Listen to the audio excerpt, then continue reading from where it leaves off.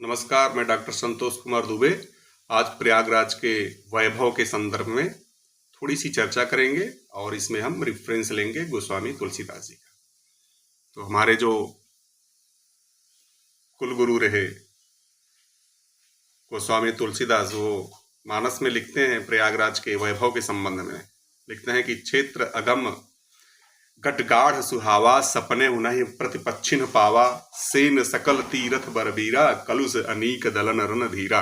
कहते हैं कि प्रयागराज क्षेत्र ही दुर्गम, मजबूत और सुंदर किला है, अर्थात गढ़ है, जिसको स्वप्न में भी शत्रु पक्ष कभी भी पा नहीं सके हैं, और संपूर्ण तीर्थ ही उसके वीर सैनिक हैं, और जो पाप की सेना को कुचल डालने वाले बहुत वीर और सामर्थ्यवान हैं।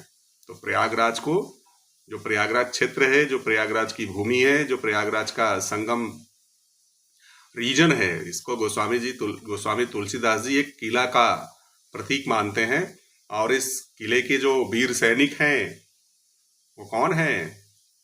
वीर सैनिक यहाँ पे हमारे अखाड़ा साधु के और जो सन्यासी लोग हैं, जो संत लोग हैं, ये इस संस्कृति को संजोने के लिए, इस किले की संस्कृति को, इस प्रतीकात्मक किला रूपी संस्कृति को सजोने, संवारने और संरक्षित करने के लिए, और इसकी जो कंटिन्यूटी है, इसको बनाने के लिए बड़े सामर्थ्यवान हैं।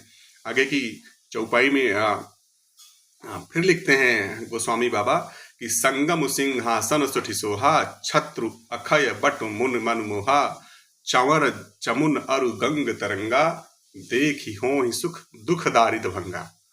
कहते हैं कि गंगा यमुना और संगम का, गंगा यमुना और सरस्वती का जो संगम है वह अत्यंत शोभनीय सिंहासन के जैसा है, और अछैवट इस सिंहासन के ऊपर छत्र के रूप में है, जो बड़े बड़े मुनियों को भी मोहित कर लेता है। और यमुना जी और गंगा जी की जो तरंगे हैं, जो ये श्याम और श्वेत रंग की गंगा यमुना मैया की जो धाराएं हैं, ये इस सिंहासन पे चंवर का काम करती हैं, जिसको देख करके ही संपूर्ण दुखों का नाश हो जाता है, संपूर्ण दुखों और दरिद्रता का विनाश हो जाता है। ये प्रयागराज का वैभव है। आगे कहते हैं, को कही सकई प्रयाग प्रभाऊ, कलुष पुंज कुंजर मृगराऊ, अस तीरथ पति देखि सुहावा, सुख सागर रघुबर सुख पावा। क्या बात है, भगवान की बात यहाँ पे की गई है। और बाबा लिखते हैं कि संपूर्ण पापों के समूह रूपी हाथी के समान, जो संपूर्ण पाप का समूह, यानी अर्थात दो चीजों का यहाँ पे कंपैरेटिव करते हैं। कहते हैं पापों के समूह रूपी हाथी के मारने के लिए सिंह रूप प्रयागराज का प्रभाव क्या है। और ये जो सिंह रूप प्रयागराज का प्रभाव है, इसको कौन कह सकता है?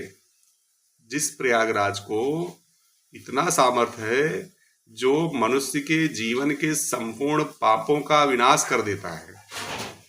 अर्थात जहां पर जाने मात्र से, जहां का स्मरण करने मात्र से व्यक्ति का जीवन शुद्ध और बुद्ध हो जाता है, उसके प्रभाव को, उसके महत्व को, उसके महात्म्य को शब्दों में कहना आसान नहीं है।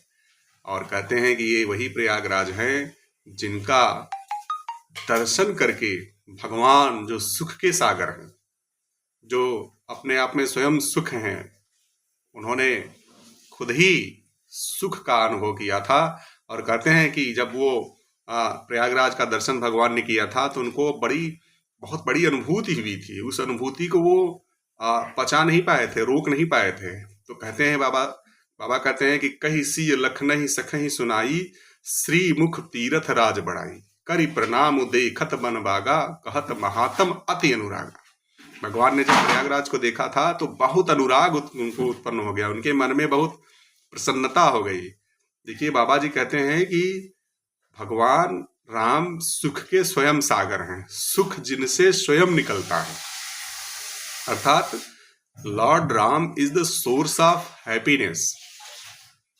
और वो भी देख करके प्रयागराज को प्रसन्न हो जाते हैं। उनके प्रसन्नता की प्रगाढ़ता इतनी प्रबल हो जाती है कि वो इस प्रसन्नता को रोक नहीं पाते, और क्या कहते हैं, मैया सीता को और लक्ष्मण को भी वो इस प्रसन्नता का बोध कराते हैं, इसका वर्णन करते हैं, तीर्थराज की बड़ाई करते हैं। और इसके बाद वहाँ पे गंगा मैया को प्रणाम भी करते हैं और संपूर्ण देवताओं का प्रणाम करते हैं, उनका पूजन करते हैं। तो ये प्रयागराज तीर्थ की बहुत बड़ी महत्ता है। और यहाँ पे एक लाइन और बोलूंगा, एहि विधि आई बिलोकी बेनी, सुमिरत सकल सुमंगल देनी, मुदित नहाई कीन शिव सेवा, पूज जथा विधि तीरथ देवा। भगवान प्रसन्नता करते हुए प्रयागराज तीर्थ के महात्म्य का वर्णन करते हुए, यही विधि आई बिलोकी बेनी, देखते हैं तो सुमिरत सकल सुमंगल देनी, बहुत मंगल कामना करते हुए जाते हैं, त्रिवेणी में स्नान करते हैं और स्नान करके भगवान शिव और संपूर्ण देवताओं का पूजन करते हैं और उनकी प्रसन्नता का कोई पार नहीं होता है। तो प्रयागराज का ये महात्म्य है। यहाँ पे आना अर्थात भारतीय संस्कृति से जुड़ने के बराबर है। तो प्रयागराज तीर्थ क्षेत्र जो है ये भारतीय संस्कृति का समागम है और यह भारत का सांस्कृतिक पक्ष है, जिसको समझना बहुत आसान है। अर्थात आने मात्र से भारतीय सांस्कृतिक पक्ष को आसानी से समझा जा सकता है, महसूस किया जा सकता है, बोध किया जा सकता है। क्योंकि जो आध्यात्मिक पक्ष है भारतवर्ष का, आध्यात्मिक पक्ष बहुत गंभीर है, सामान्य जन के लिए आसान नहीं है। जबकि भारत के अध्यात्म को या जीवन के मौलिक उद्देश्य को समझने के लिए संस्कृतियों से जोड़ने का प्रयास किया है हमारे ऋषियों ने।